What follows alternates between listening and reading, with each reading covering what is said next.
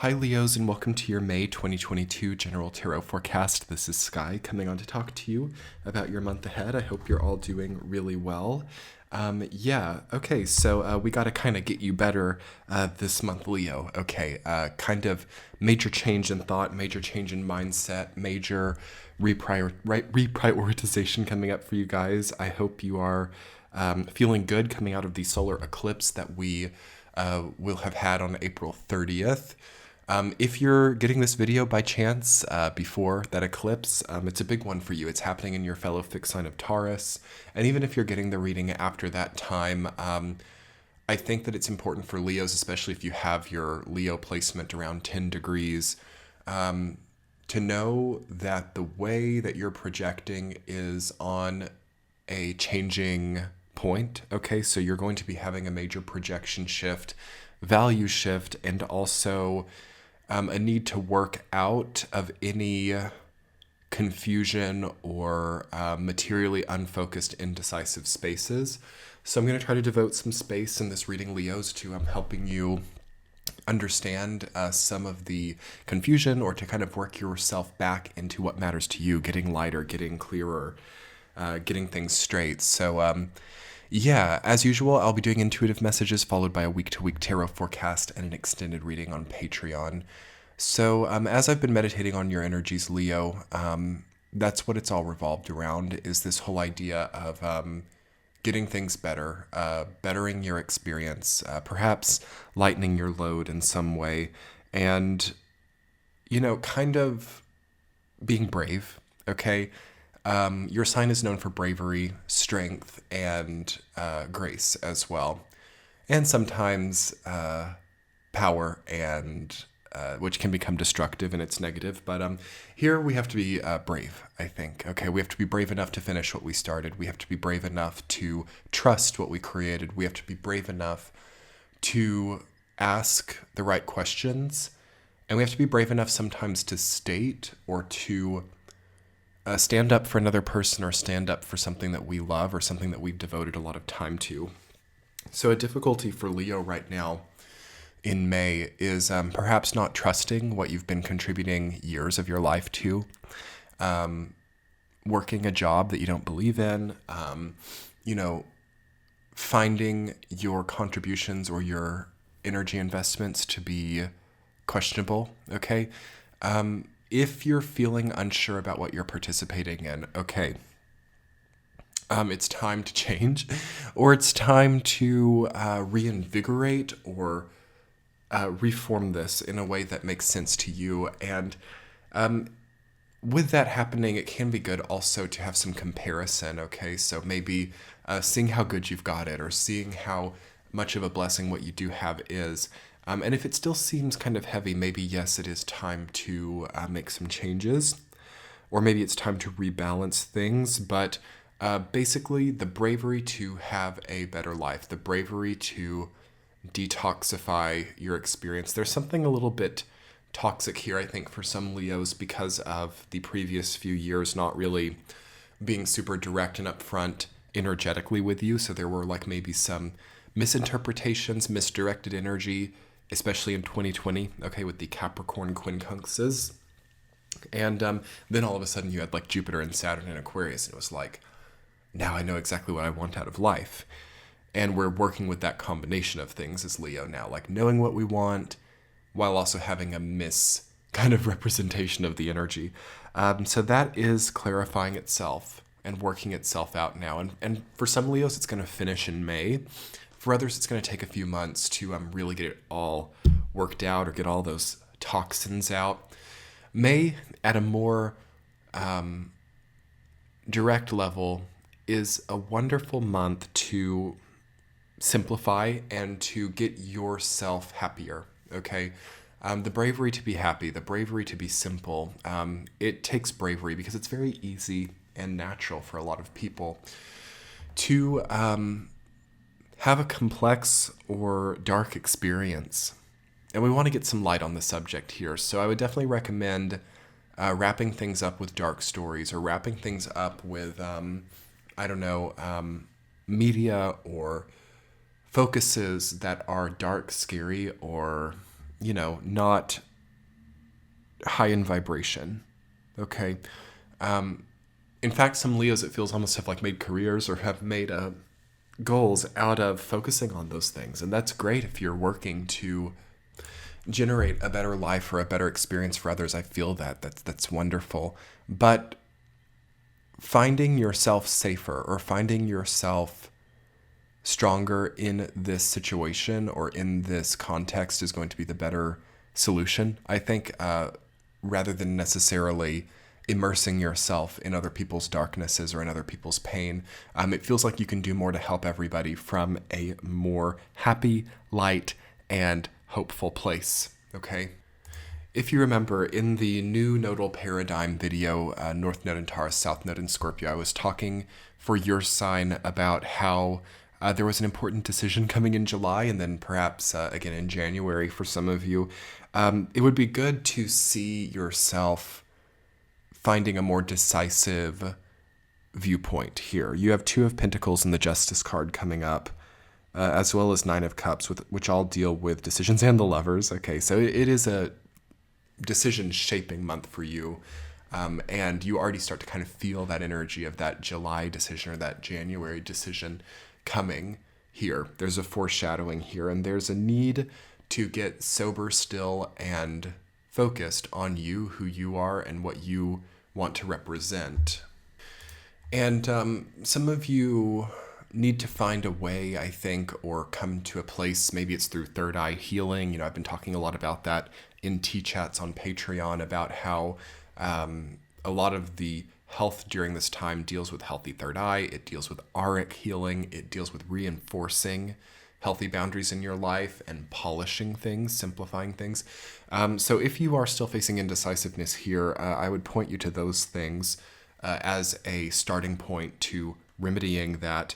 But we want to really see progress here in May on that, and a movement or a shifting to a more confident, more light, hopeful lens, rather than this kind of like uncomfortably dark or mysterious or undecided lens, okay? And I'm going to go ahead and go into your week to week, and we'll kind of understand more ways that you can work through that. In the first week, you have the Hermit rooted down by the Lovers. So first week of May is going to start you right into that place where it's like some of you are haunted by a past decision, or some of you are like focusing like, what did I choose before? How am I here? You're really figuring things out. You're really putting the puzzle together. You're really getting a full view in the first week of May. Two major arcana cards. You need some time alone in the first week of May. You need some, enjoyment or self-empowerment, knowing that you have these decisions to make, or knowing that you are faced with the ability to be the deciding person, okay? So this is your call, what you're facing here. And that's the main thing for this month, Leos. It's like it's your call. It's your call if you want to move into this new career. It's your call if you want to stay safe or keep things the way that they are. It's not going to be anyone else's call. It's going to be your call. And the first week is going to show that to you again. And it's going to give you a feeling of strength in being able to make this call. But for those of you who are more indecisive or have more like Libra or Pisces in your chart, this could kind of be like, gosh, do I have to be the one to make these decisions?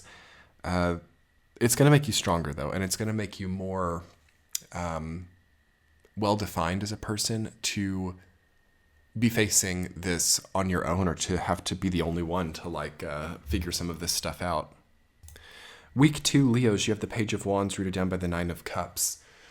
Okay, this gets really beautiful in the second week.